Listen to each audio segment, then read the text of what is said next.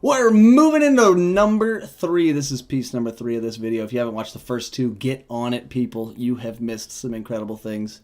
Again, I'm just so excited to have this product and be able to share it with you guys. It is too fun. It is too fun. This is, again, the first time I'm reading through these cards. I've seen some of them spoiled, but for the most part, I have not read these ability for ability. Just ready, steady, goey. This one says, Sabertooth, happy birthday, boy. 4-cost fist with regenerate. Yeah. I don't love it. I don't necessarily see its merit.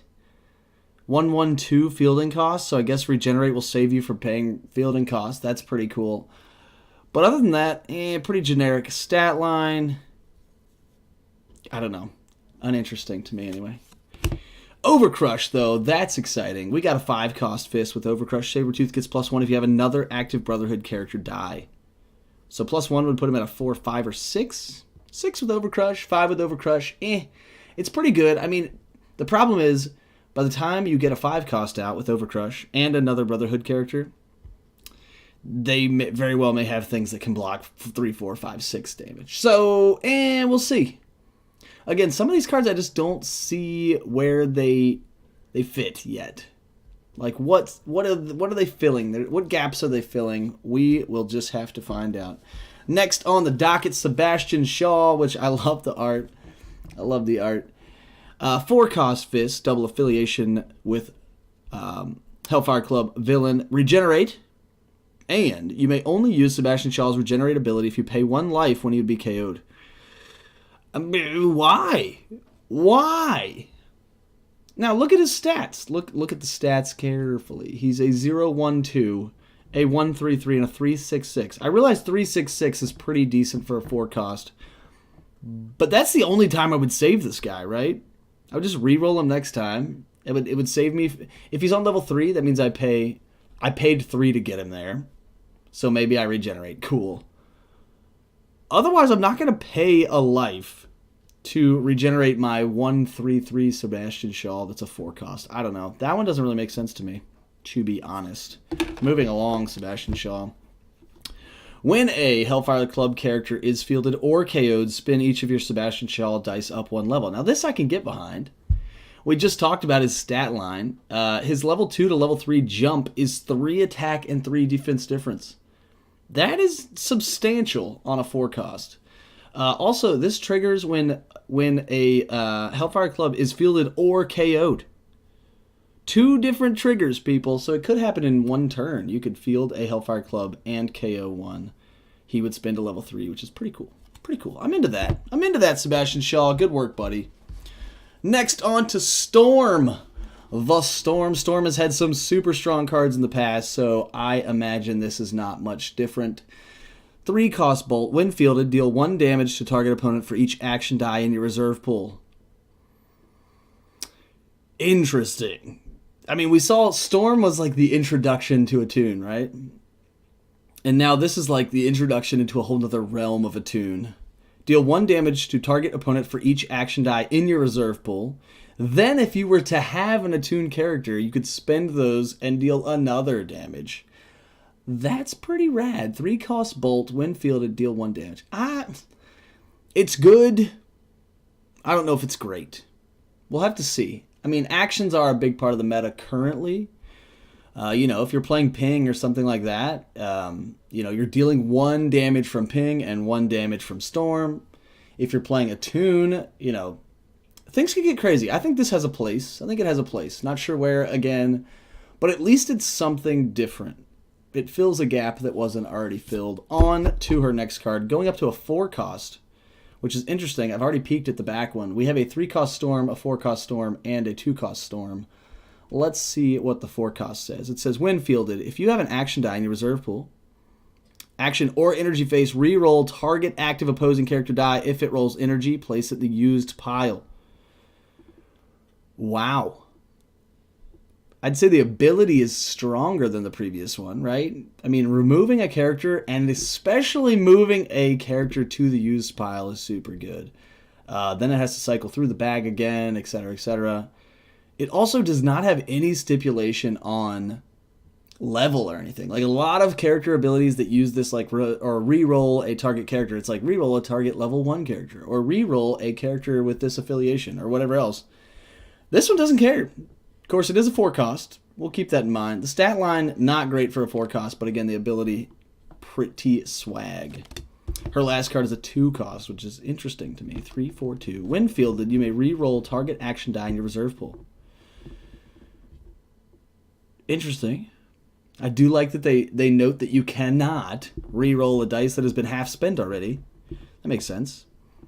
Re-roll target action die in your reserve pool. It would be pretty cool if you could re-roll target action die in either person's reserve or field, but this seems to me.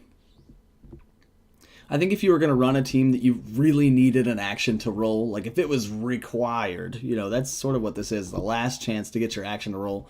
If you were going to be rolling or playing a team like that, you'd probably want something that was more catered towards playing the actions, not getting them rolled. I don't know. Seems a little ridiculous to me. Storm, I'll play you. We'll see. Toad's next. Blank. Our first blank ability of the day. Toad, 3 cost fist. 3 cost fists with a, horrendous fielding cost. I don't know if I'm really focused on the fielding cost currently, but his fielding cost is a 1/2/2. Woof. The stats are not that good for a 3 cost either. Tops out at a 4/4. Why? What are we doing here, fam? That one will not hit the table. 4 cost fist, though. When fielded, name an affiliation, replacing all previous choices while Toad is active. Characters of that affiliation must attack each turn. Holy cow. This is a combo breaker card. If you have an affiliation team, or really any team, you could call an affiliation, even if it's only one character on the other side, and make them come through. It's like a taunt. It's like a continuous taunt global for a certain affiliation. That is valuable. The stats, again, 4 cost, not good stats for 4 cost, but I think for this ability, this one is going to see some play. It's sort of a throwback to his old lashing tongue card, or tongue lashing. What was it? Anyway, it's fun. This is going to be good. I think people are going to use this. I think people are going to use that. I think it's going to be cool. Next, last but certainly not least, only because he's final in the alphabet for the X-Men, is Wolverine.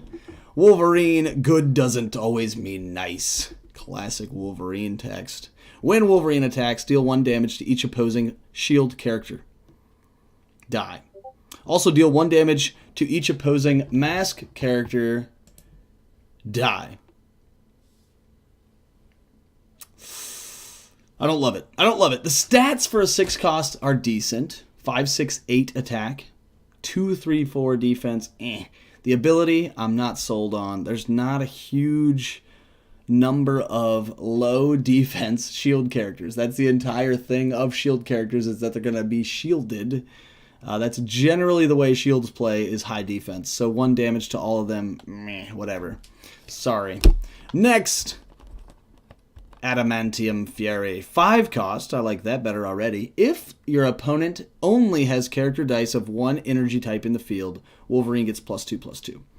Now, that seems awesome. Wolverine gets up to an 8/6 on his highest side. The only way I see this triggered is if you're playing mono energy game type, or if your opponent only has 1 character in the field. Now that's probably the route that I would go, is like, hey, I'm trying to keep my opponent's field thin. They only have 1 energy type in their field, and then I bring through Wolverine, who gets giant. I don't know. 5 cost instead of 6 is definitely good news for this guy, at least for hitting the table. I think it's a good card in certain circumstances, so I'm not going to say or blah. I'm going to say shrug. This card gets a strong shrug. We'll see what happens. Put in the comments below how you'd build around that guy, because I know somebody can do it.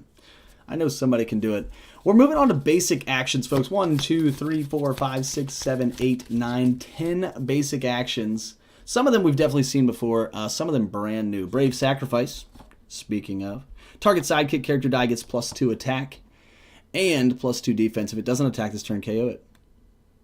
I mean, it's good for like unblockable ally teams or something. Flying sidekicks. This is the go-to. I don't know. Seems okay. Counter-Strike. Choose an affiliation. Prep 1 die of that affiliation from your used pile. Move all other dice of that affiliation from your used to your bag. So if you're playing mono affiliation, this could definitely be the jam. I mean, it essentially moves all the stuff you want out of your used pile and moves it quicker through the cycle, right? So the cycle is you purchase things that go to used. Used goes to bag. Bag gets pulled or prepped. So if anytime you can cut some of that stuff out, cut one of those steps out is a good news, especially when it's only the things you want, right? You only move the dice of that affiliation. Also, you get to prep one. You get to choose one. Jeepers. Also has the global pay a generic once per turn, prep a sidekick die from your used pile. What? Pay one generic, get a sidekick, prep it. That sounds pretty good, especially for one generic. Whew. Dual defense. Choose 2 of your character dice. If either of those character dice block, the other must block as well. These character dice cannot be KO'd while blocking. These effects last until the beginning of your next turn. Cool. On the double burst face. Also, these character dice cannot be targeted until the beginning of your next turn. Now that brings an extra level of awesome to this card. Let me see if I can get us to focus on here, because this is kind of a wall of text. I appreciate camera. I love you. All right. So it's pretty good, right? If you want something to stick around through your next turn, you can do that. They cannot be KO'd while blocking. That's pretty rad. So you could put it on some small stuff and block some big stuff, which is great. Also, think about stopping Overcrush, right? Overcrush only triggers if the attacker KOs its blocker. So if things cannot be KO'd while they're blocking, you will instantly stop those pesky strike Overcrushers, or there's been some pretty big Overcrushers in this box too. So I'd say that's pretty good, especially if you're drafting these. This might be one you're looking for. And the not targeting part, that is actually super clutch too. For a 2 cost, I'd say this is a good pull. Invulnerability, seen it before.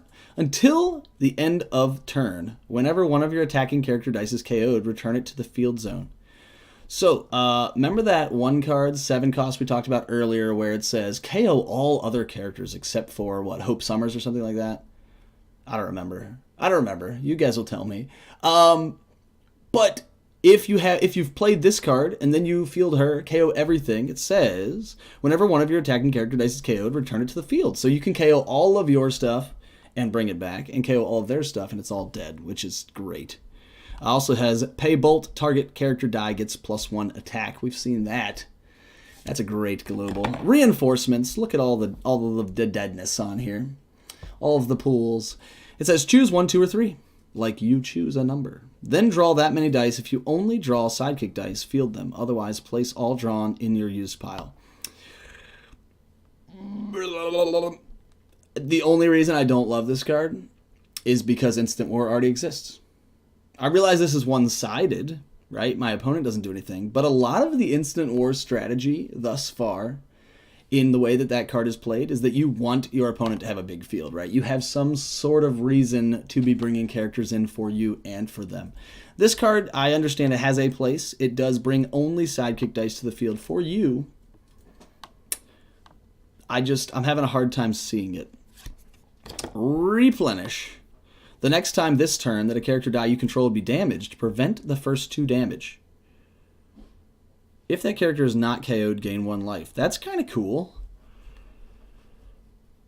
That a character die you control would be damaged. Interesting. So let's pretend you were going to damage your entire field, right? There's a couple dice that say deal 1 to every character and player.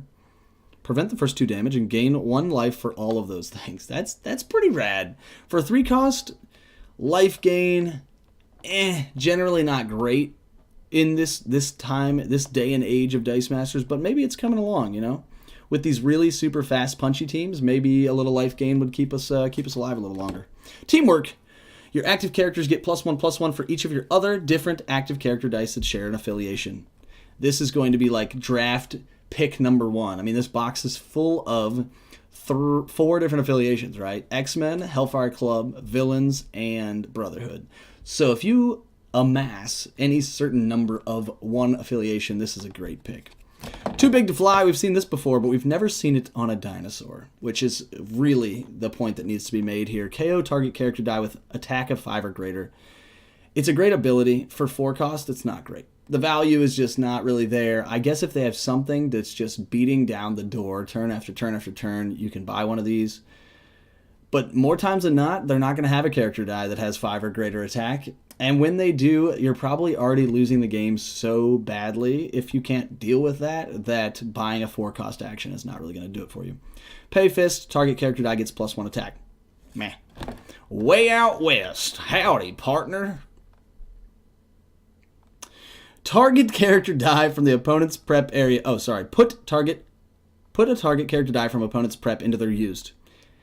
It's okay. I think the prep area has become more popular recently. Last 2 sets, there's a lot of stuff. You can move stuff to prep. You can prep all the dice that you rolled this turn, blah, blah, blah, blah, blah. So lots of stuff that is in prep. I don't know that this is the answer.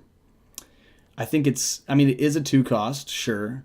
But is it effective enough? It doesn't help you in any way. It only hinders your opponent, which I'd really love to see a sort of duality of helps me, hinders my opponent. This one really only does one of those things. Whoever, assemble! It's like a grab bag, right? I don't care who comes, just somebody show up. Choose an affiliation. Character dice of that affiliation are free to field. That's always great. At the end of turn, if you did not field any characters this turn, prep a die from your bag. Oh, see, look, we were talking about duality. Choose an affiliation. All of those characters field for free. So if you're playing a single affiliation team, this is a great action. Next, if you didn't field any characters, if you just happened to strike out and you rolled this action anyway, prep a die. Win-win, folks. And on a 2-cost, totally worth it. I like this action. I like how it says whoever, because then it's any affiliation, right? That's pretty sick. I like that a lot. I'll be building something around that. That is the base box, folks. That is the campaign box for X-Men Forever. I am so excited to have it, to be playing it every week on the weekly Dice Arena. I am so excited to bring it to you and to share my thoughts. So, we have split the box over 3 videos, so go back and watch the other 2 if you haven't already. Also, I will be doing the team packs in a separate video, so make sure you look into that. Super excited. Otherwise, it's me, Ross, from the Weekly Dice Arena. I'll see you every Tuesday night, 9 p.m. Eastern. We play every week, folks. Come on out. Anybody can play. Hit us on Facebook. Like this video. And until next time, be easy, fam.